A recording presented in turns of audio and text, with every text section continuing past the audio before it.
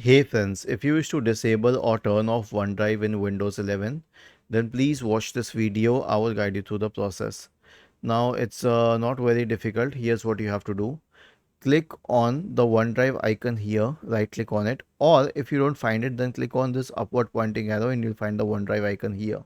So from either of the locations, right click on OneDrive, select the settings symbol, click on this settings symbol here, and then next to pause syncing, you'll get this download pointing arrow. Select that and select quit OneDrive and then select quit OneDrive.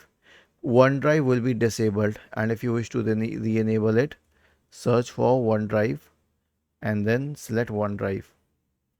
Was this helpful?